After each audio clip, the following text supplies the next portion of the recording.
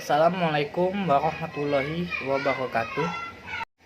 Perkenalkan, nama saya Muhammad Albar Abimanyu, NIM 2019 151 158, kelas 2E.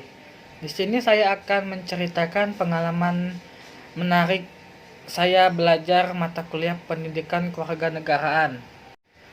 Pengalaman pribadi saya yang telah saya alami selama saya sekolah hingga perguruan tinggi, PKN merupakan mata pelajaran yang bisa dibilang membosankan, tapi bisa dibilang juga menyenangkan, karena cakupan materi dalam pelajaran PKN sangat luas dan berisi materi-materi hafalan. Maka mata pelajaran PKN cenderung membosankan. Tetapi apabila guru dapat menyampaikan materi dengan baik dan menggunakan strategi serta media belajar yang tepat, maka siswa akan senang dengan mata pelajaran PKN dan akan mudah menghafal dan memahami materi-materi dalam mata pelajaran PKN. Tetapi apabila guru mata pelajaran tersebut tidak dapat menyampaikan materi dengan baik, hanya mengajar dengan metode ceramah dan tidak diselingi dengan ice breaking, serta dalam beberapa materi tidak dibuat media belajar, maka pelajaran PKN akan terus membosankan dan membuat murid tidak senang terhadap pelajaran PKN, sehingga siswa akan sulit menghafal dan memahami materi-materi yang disampaikan. Materi dalam mata pelajaran PKN cakupannya sangat luas. Beberapa di antaranya adalah tentang ideologi negara, sistem pemerintahan, undang-undang dasar dan pasal-pasalnya, undang-undang dan pasal-pasalnya, demokrasi, hak dan kewajiban warga negara, dan masih banyak lagi. Beberapa dampak atau manfaat yang bisa saya rasakan setelah mendapat mata pelajaran PKN selama sekolah dan di perguruan tinggi, yakni saya jadi mengerti dan paham tentang materi-materi dalam pelajaran PKN, melaksanakan hak dan kewajiban saya sebagai warga negara dengan baik, mengikuti pemilu dengan asas luber jurdil, dan timbulnya rasa toleransi kepada sesama warga negara. Baiklah, saya akan memberikan pendapat tentang keadaan Indonesia yang disebabkan pandemi COVID-19.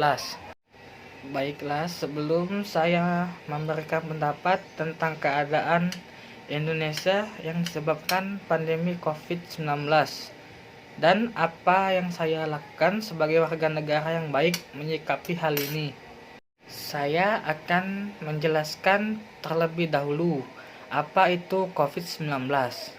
COVID-19 yaitu virus corona yang ditularkan melalui infeksi yang ditularkan dari satu orang ke orang lain dengan tetesan air yang dikeluarkan dari saluran pernapasan atau melalui bersin ataupun batuk.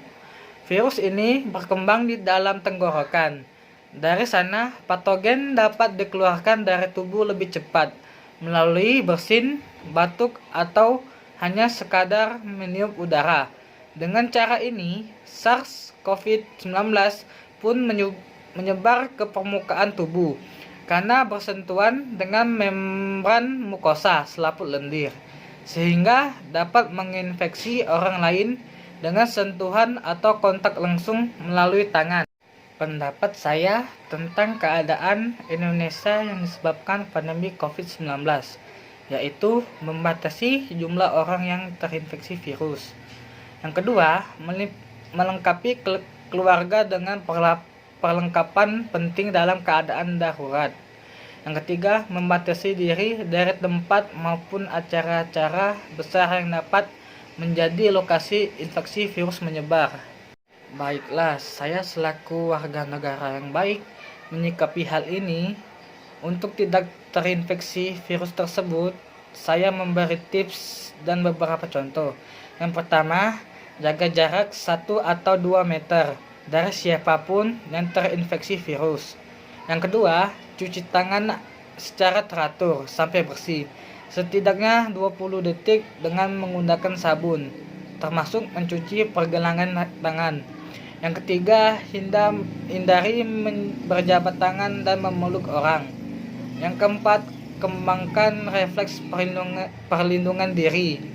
Contoh, tekan tombol lift menggunakan kuku jari.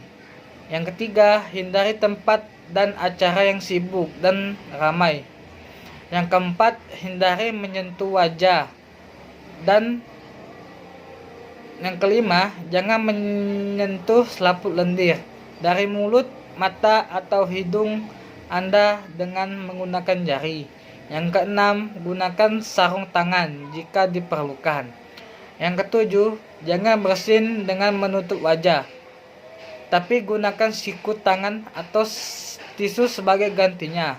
Yang terakhir, buang tisu bekas Anda segera.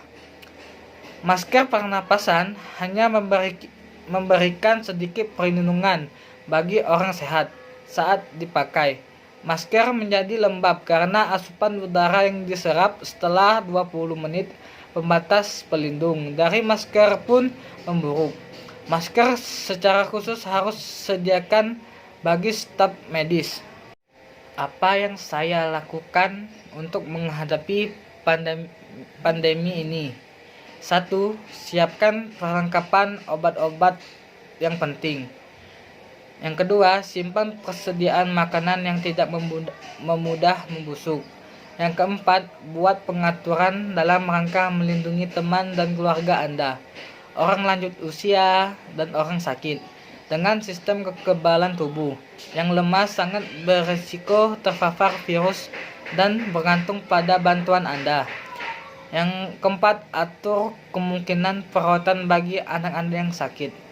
Yang kelima, buat pengaturan sedemikian rupa dalam rangka merawat anggota keluarga yang sakit tanpa menulari diri Anda sendiri.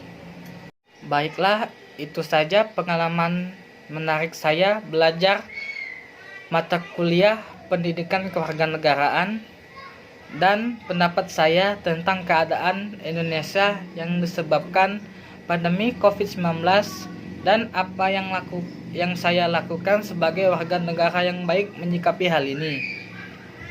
Apabila ada salah-salah kata, saya mohon maaf. Kepada Allah saya mohon ampun. Wabillahi taufiq wal hidayah. Wassalamualaikum warahmatullahi wabarakatuh.